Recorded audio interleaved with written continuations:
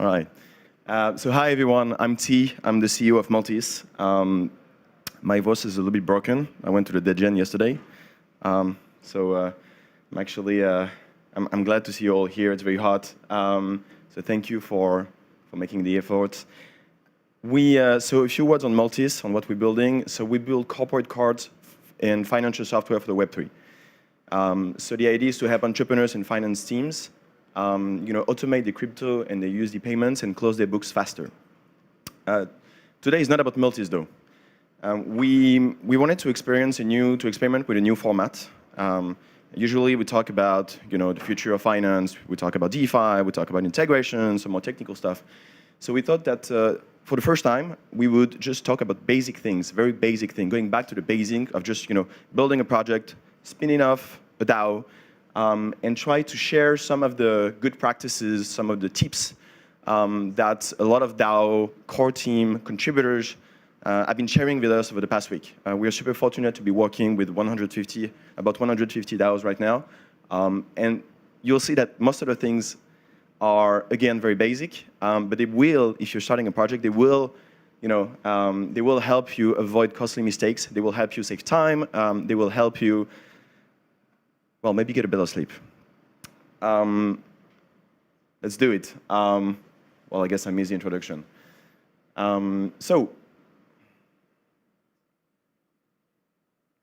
Okay, well, yeah. The truth is, when you're starting a project, it's all about building. It's fun. You're onboarding new people, new contributors. You guys are reinventing the future of the web as it should be. But as soon as you start growing a little bit, running a DAO is not as sexy as we all thought it would be. And I guess the first thing, and I'm going to start with the least sexy of all things, legal. For a long time, I thought that being a DAO meant to avoid at all cost, being registered. There are more and more frameworks today that help you do so in a very cost-effective way. So why should you register in the first place? Well, very basic stuff. You might work with contractors, and those contractors at some point, they will need an invoice because themselves have to file taxes, right? So they will file, for example, in the US, what is called a W-9. So if you're working with them and you pay them over $600 a year, you have to declare something. But I guess the real reason here, because nobody wants to pay taxes in the end, the real reason here is protection. As soon as you start registering your DAO, your project, you have to realize that when you're running a DAO, every single contributor, every single member of the community that touches token might be liable at some point.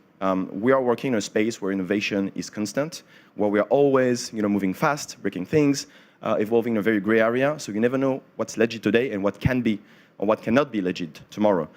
So again, having a legal entity, whatever it is, and we can talk about it later, means you can be protected, you can protect your contributors, you can protect your stakeholders as a whole. We have some examples of jurisdictions. Of course, I'm not a lawyer. Don't expect to receive legal advice here. Those are just frameworks that we see more and more in our space. The most common one right now is to get an LLC, so that's called a DAO LLC in Wyoming. It's pretty easy to do.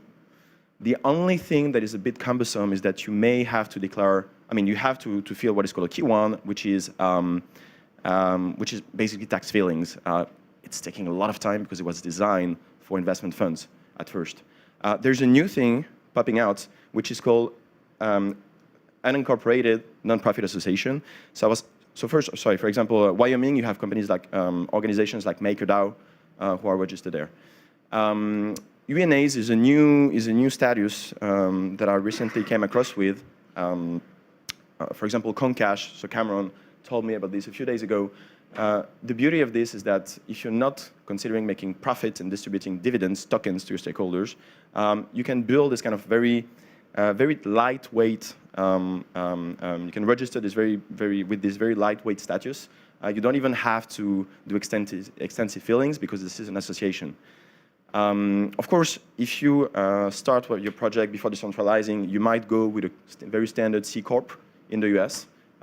This is what we're starting with as well. This is very common for tech startups. And you might consider spinning off your DAO and moving to Wyoming or others after a while. Of course, Europe, this presentation was designed mostly for people in the US, I'm sorry. But you do have a lot of options in Switzerland. The Crypto Valley, for example, is a place where in the canton de Zug, a lot of companies have special benefits there. And they're trying to attract more and more DAOs. So the framework is pretty favorable there. Of course, as I said, I'm not a lawyer. You need to do your own research. And I strongly recommend you guys to dig further in LexDAO Discord. These guys are doing an amazing job at just compiling whatever legal status you can have, at basically finding ways for you guys to build your DAO in a very robust way so that you can focus on building without taking too many risks. They're amazing. You don't have to do it alone. I would suggest it even. I have to say I hate lawyers, but at some point you have to talk to them. We can make intros so that you don't burn all your cash and picking the good ones. You can also consider trying tools like CaliDAO. So we have a partnership with them. So basically the beauty of this tool is that they help you set up a LLC in a few seconds. The whole process has been productivized. It's really powerful. So it's a good way for you guys to get started at minimum cost. Of course, we can make intro there too. Now, we are jumping to another topic that we hear a lot. And again, this is not an expert talk, so we're just sharing basic tips. So what do we mean by treasury management? It's basically about holding your funds. Hopefully, you got some funding. You issued some tokens, for example. It's about planning the way you're going to spend them with your teams. It's about organizing the spending, and controlling it, making sure that you're here for the long run. Of course, you have to do it. It's just, it's a very pompous word, but you have to make sure that you're not burning your cash on petty projects to make sure you're enduring, you're here to stay. You need forecasting, you need to know when you run out. And for this, the first thing we recommend is actually, a safe keep. Using the right tool to set your wallet. You'd be amazed to know how many DAOs just start with a MetaMask wallet. We literally talk to people holding millions on MetaMask wallets. We strongly recommend multi-signature wallets. The reference to the space is the Safe. Gnosis Safe, we're just rebranded in Safe. Multisig, for those who are not familiar, it's basically a smart contract when every transaction has to be approved by a set of other signers within the wallet. You can make sure that funds are never used in an undue way. Wallet hygiene. So that's another topic we see a lot and we help people with. So again, crypto means thousands of networks, thousands of assets, multiple networks, multiple wallets. You want to make sure that at some point you keep a spreadsheet where you have all your wallets at the same place, where you know who the signers are, at least with a key or with some IDs. This is the best way for you to understand where the treasury money goes. Start with a spreadsheet. We can share templates to help you start it. We'll publish a blog post on this. When you start growing, you can start using tools like Multis. We basically get all the transaction in a very nice way, and we give you an overview of the spending per team, per category, so that you always understand what's going on with the funds. Bookkeeping is a nightmare, but maintaining clean book will change your life. This is something we learned the hard way. We started like a lot of people. So even though we are not a DAO, I can share this experience. It took us, I think, 9 months to record the first transaction we ever did on a spreadsheet. And we did it because our accountant and our investors just, literally demanded it. It took us like 2 weeks to sort things out. So you wanna make sure that you do bookkeeping, which is basically very simple. It's about tracking your transactions, about recording them on a ledger, a spreadsheet, for example. And it's about making sure that if at some point you have to pay taxes because you are registered, you can do that. And of course, it's something that happens in Web 2, but in Web 3 as well. We're not exempt. The key thing is not really about a tool. God, it's so hot. It's mostly about discipline. It's a mindset. We hate it. We want to focus on building cool things. But if you don't start with a spreadsheet and if you don't start recording every single transaction you do, you're going to end up, again, like us, or like a client of ours, for example, who had to hire external consultants because they didn't even know how much they spent on gas fees, how much they had spent on gas fees over the past 3 years. It took them 3 weeks going through every single transaction on Etherscan because they didn't have the discipline to record those transactions at first. So my strong recommendation is just do it. Take a single spreadsheet. Just start with basic stuff like name of the wallet, name of the signers, basic categories like, hey, is this something related to marketing? Is this something related to, DevOps, QA, whatever? Just do it, and do it consistently. If you are doing more complex stuff, if your volumes of transaction are increasing, if you have more and more, flows of funds, I would recommend to go. So a first step will go probably with tool like Multis. So that's the kind of stuff that I showed you, where you record your transaction, you keep them clean, you have categories and all. If you do more complex stuff, you start interacting with more exchanges, for example. You can use tools like Crypto. It's a bit more advanced, more designed for accountants, but you can still use it. Coin Tracker is one of the best tools out there to understand what you're supposed to pay in terms of taxes. And of course, if you're doing crazy DeFi shit, you might want to talk to an accountant at some point. We're working with amazing accountants that we can recommend to, that we can refer to you guys to, who understand the specificity of Web3. I wouldn't say they're native Web3, but at least they get it. And that's a huge start. So next, I wanted to talk about something a little bit different. So again, this talk by no means is exhaustive. It's not about all the challenges you could face as a DAO. We just, handpicked a few of them that we thought would be a little bit different than what we usually hear in these kind of conferences. Hiring.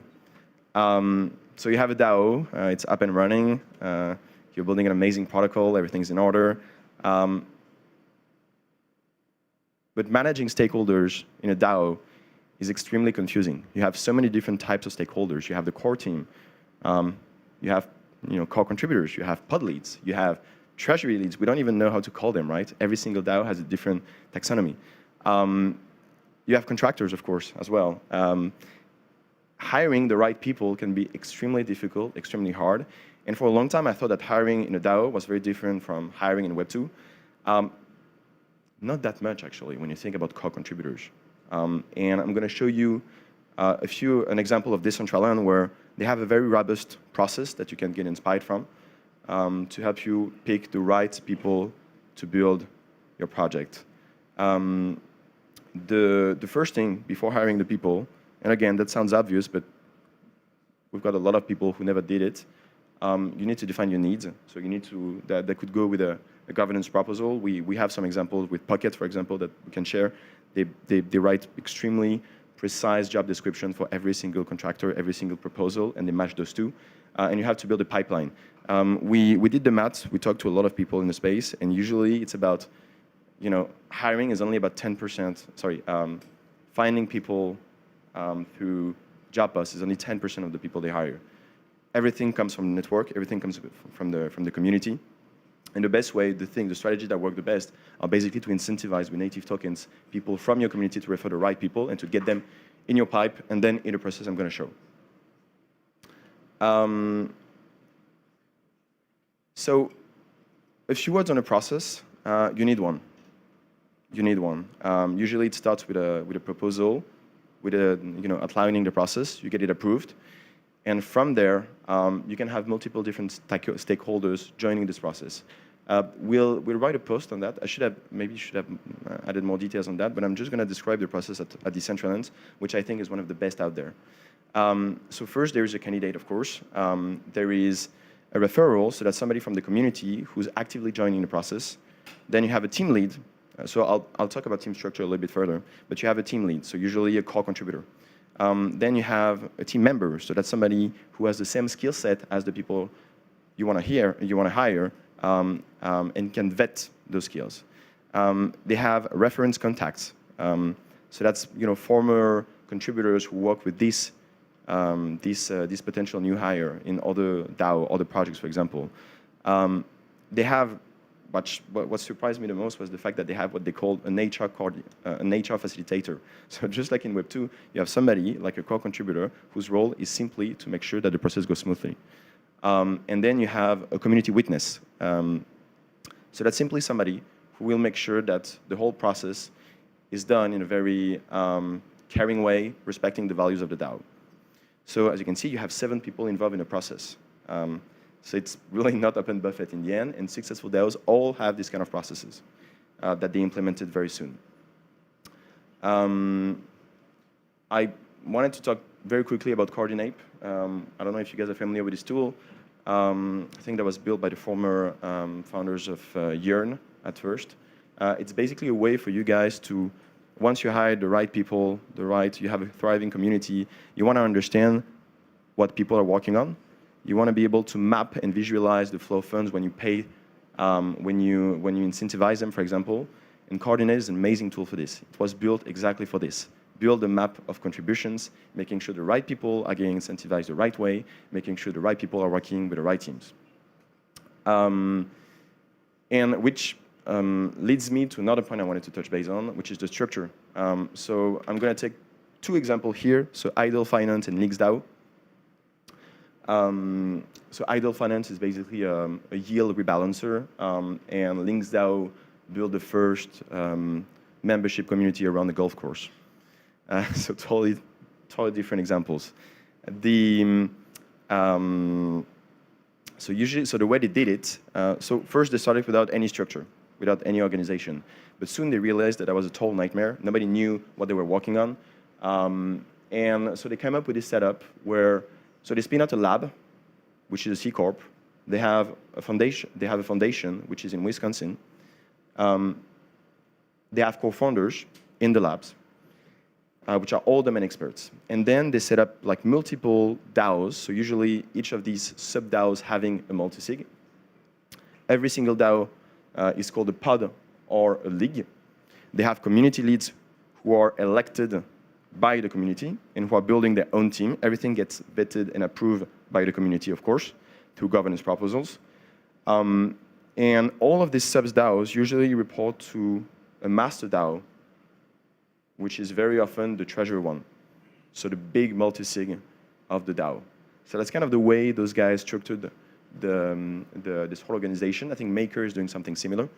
So you would have a DAO for HR, you would have a DAO for marketing, for example. You would have a DAO for whatever the project is. And it's been working super well since they implemented this.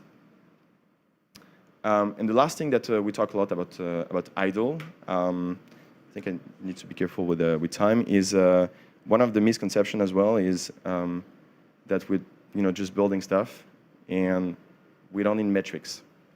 And I'm going to share a few examples of metrics that we believe every DAO should track.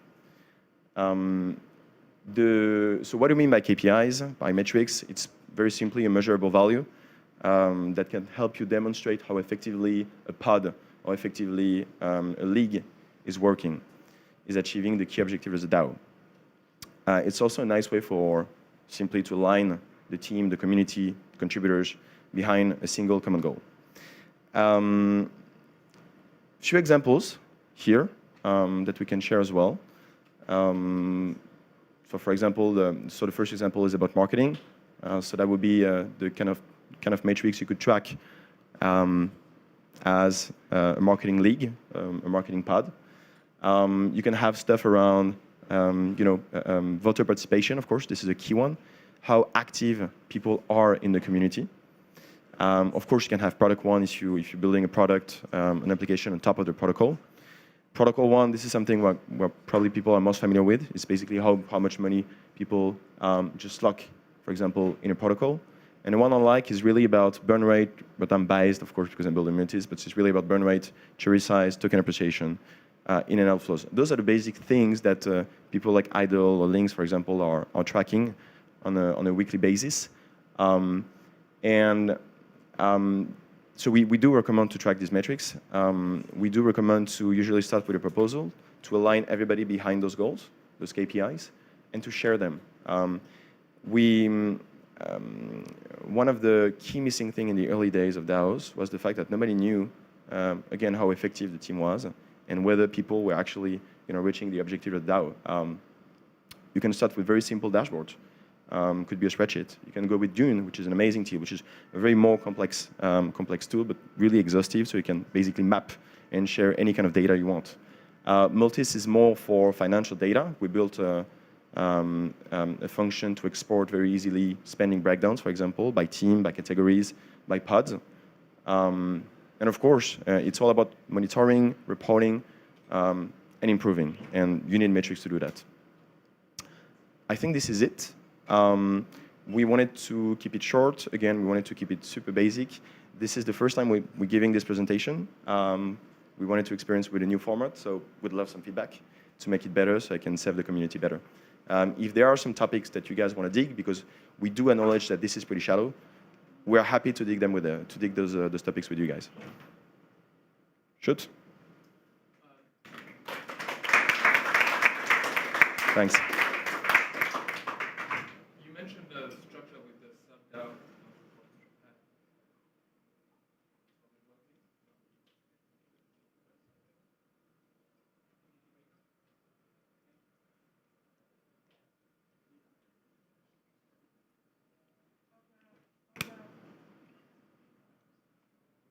Okay, yeah. Awesome. So you mentioned the structure with like the sub-DAOs, which is, I think I've seen also in several DAOs that they use this kind of structure, which is quite modular, and I like. Do you know or think that they are also setting up legal entities for each of the sub-DAOs that are separated? Or how they, in terms of like the interface with the legal world, how are they doing that layer of separation and that layer of interfacing with the physical world? So that's a really good question that we discussed with Idle again a few weeks back. So right now there are two options. You usually have people who are really trying to incorporate or register every DAO and sub-DAO. Basically, each time there's some flow of funds, they're trying to make it legit. Could be in different jurisdictions, by the way, depending on the mission of the sub-DAO. And then you have other people who only register those with flow funds. So I think that's the case for Idle. They have two DAOs registered. They have the HR DAO and they have the Treasury DAO. HR DAO because they're contracting directly with people, so they want to make sure that they have some kind of an audit trail and are doing things legit. And Treasury because they are, managing like huge volumes, so they want to make sure that if there's an audit, they can be compliant as well. And the rest of the DAOs, they have. I think they have a sub-DAO about ethics. So, for example, this one is not registered.